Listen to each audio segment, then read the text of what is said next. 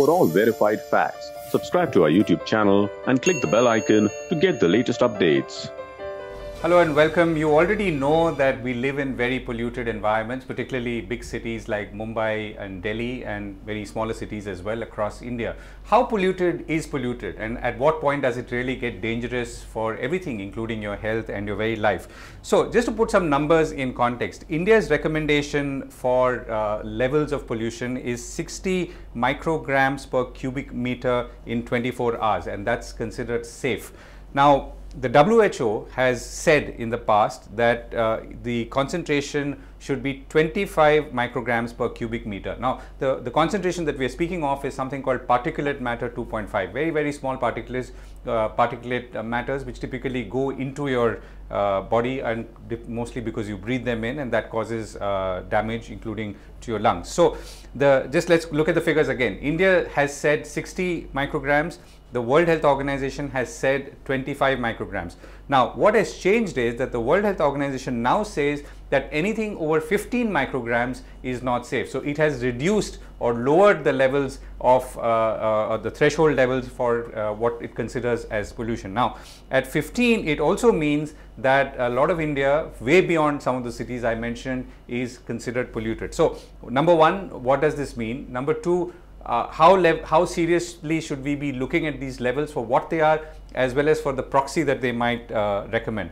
And remember that air pollution does cause deaths in India and rest of the world. So let's try and understand this from someone who knows this space and follows it closely. I'm pleased to be joined by Karthik Ganeshan, fellow at the Council on Energy, Environment and Water, or CEEW, based in New Delhi. Karthik is a IIT and MTech from IIT Madras, or rather engineer and MTech from IIT Madras, and a master's in public policy from Lee Kuan Yew School of Public Policy at NUS, or National University of Singapore.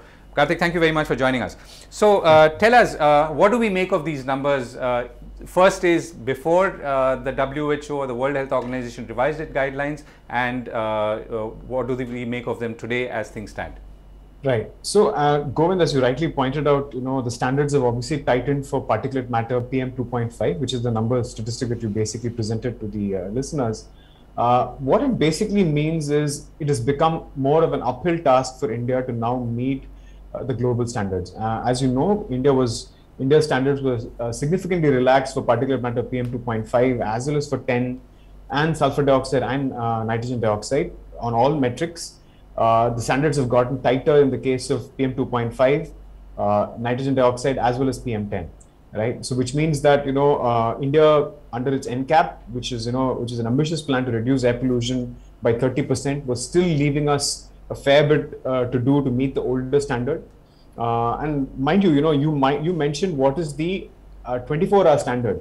The annual average standard is actually lower, because 24-hour is basically, to account for those kinds of acute days of exposure. So the standard of 60, which India has, is basically for acute exposure. Whereas, if you look at the annual average, right, that number is 40, and the global number right now has come down to about 5 microgram per meter cube. Right. So the annual average is basically, 8 times the standard. Right, our Indian standard is about 8 times it. Now, as you know, the number of people whose and poor air quality is the leading risk factor for various mortalities. Right, so you could ultimately, somebody could die of a cardiovascular or a pulmonary disorder, but air pollution is basically the leading risk factor to exacerbate their existing condition, and potentially results in about 1.7 million annual deaths in the country, and it is more significant than tobacco smoke, right, malnourishment, as well as sanitation related microbial diseases that are prevalent in India. Right. So it is indeed the crisis of our times. Okay, so let me put the other question. I mean, if we were to take a step back, so why has the World Health Organization done this, as in reduced the threshold levels? Right. So they've obviously done. So the last standards were released in 2005. So there's been about 16 years between the last standard and now. And over that period, research has continued to happen across developing as well as the developed world. And they've taken stock of, what exactly is the mortality associated with, air pollution related, criteria pollutants, which is, PM 2.5, SOx, NOx, PM 10. And they found that there is significant evidence based on the mortality that they're seeing for us to bring this down. Because, today globally about 7 million deaths are attributed to poor air quality, right, across different pollutants. Now, they feel that we can cut that number by about 75% if you were to adopt this new standard. Right. And India, as you know, if you know, out of the 7 billion, if you can basically take 1.7 is basically, you know, from India, we have a significant share of that. So, and if India can bring its pollution load down by that much, and if India can benefit, fantastic. So basically, it's a result of scientific evidence that has emerged over the course of the last decade and a half that has prompted this to happen. And what is the India view on this? And also, there has been some, I don't know if criticism is the right word, but observation that these standards do not necessarily apply to us because of the manner in which they are measured, and they represent only slices and not the whole. Right. I think, you know, obviously India has challenges meeting the standard, and I think the main point of contention is, you know, these represent, you know, response functions from the rest of the world. India is not counted, but at the end of the day, a human lung in Canada and Scandinavia is the same as a human lung in India. Right, ours are not made out of steel, and we respond in very much the same way to pollution as they would. Right. I think you know, keeping that in mind, there have been studies. I mean, while the number of studies in India certainly is not as much as has been in the West, there have been increasing evidence of this, and we are so far away from the standards that we should definitely sort of, you know, take this on our chin and sort of try and see how rapidly can we bring down pollution levels to meet, you know, these standards as closely as possible, as opposed to sort of rejecting them outright and saying that the evidence does not exist in the Indian context for us to bring down these pollution loads. Right. So, yeah. Right. So when you look at India, and a quick question here as well. So we always think about, you know, since many of us are sitting in some of the bigger metros, that this problem is confined to, let's say, Delhi and Mumbai and such places. But that's clearly not the case. And how would you present or argue that point that, you know, we need to really think about it more holistically as a country? Yeah, very well said. In the sense that, you know, the debate has always been centered on NCR, primarily because, you know, 40 out of the 250 odd monitoring stations, the continuous air quality monitoring stations, are located in Delhi, right? So obviously your worldview is that of that place that you can measure the most. And by measuring the most, it has become, you know, it has become front and center. Now, what happens if you start measuring in the other areas, right? For instance, you know, if you start measuring in rural Punjab during the burning season, that is ground zero. Right. More so than Delhi, we should be worried about what happens in Punjab.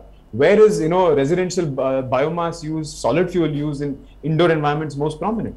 It is again in rural India. So the moment we start monitoring in rural India in a better way, we will realize that there are far more sources and probably, you know, the burden in terms of direct exposure for many of the people, especially because, you know, they are, you know, directly in the line of fire and they expose themselves a lot more than in urban India, where, for instance, many people are indoors, they have air purifiers running, for instance, in a place like Delhi. You may find that the exposure actually for rural residents is probably far higher. And it is important for us to then, I think, communicate the challenge as opposed to sort of, you know, sort of go into a shell and say, you know what, this is not for us, India cannot address it. Granted that the ambient levels of air pollution, sort of background as they call it, right, which is if we brought all activity to a standstill in India, we may still find that the levels of air pollution are probably higher than the standard. Now that points to sort of, you know, more deep-rooted issues of, you know, anthropogenic and natural emissions that we have to address through various means, right? Whether deforestation, for instance, is resulting in, you know, pollution from various parts of the country, excessive fertilizer use in farms, for instance, resulting in, you know, ammonia-related, you know, pollution as well. Those are, of course, bigger questions.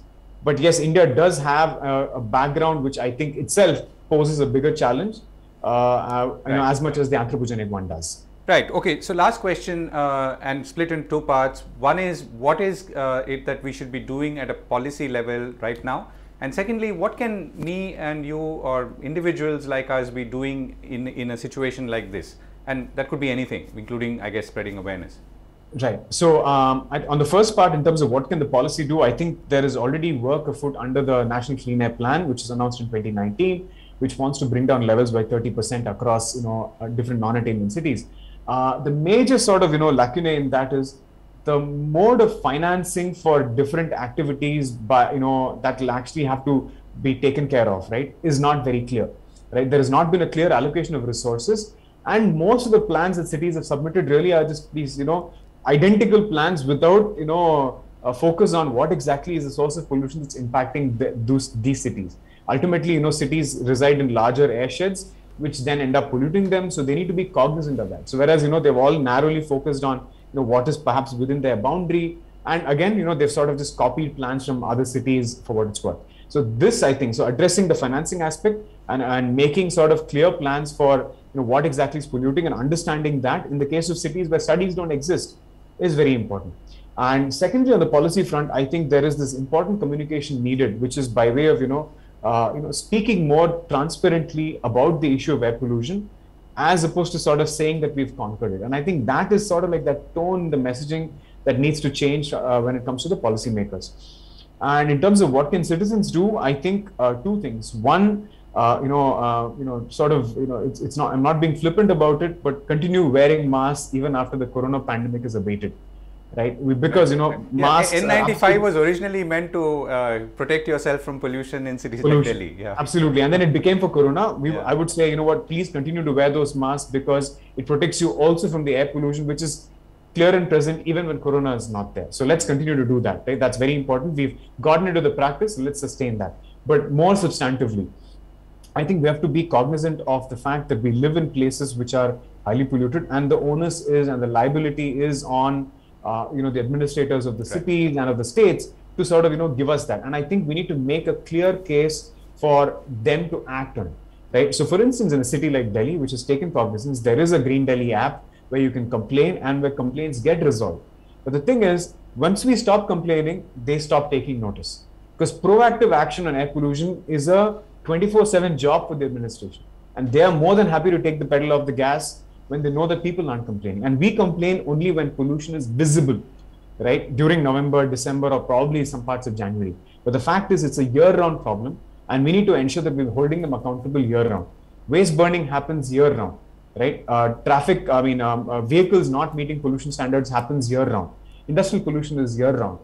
So we need to ensure that those sources of pollution that we see are brought to the attention, right? And we sort of take that time out to ensure that we make the city that we are in a little more livable. Right. So I think, we have to be more vigilant, I think, is the most important thing that we can do. As a citizen, and absolutely. And there are laws, there are bodies, take up the issue and keep consistently taking it up till you see results. Karthik Ganeshan, thank you so much for joining us. Thank you, Gautam.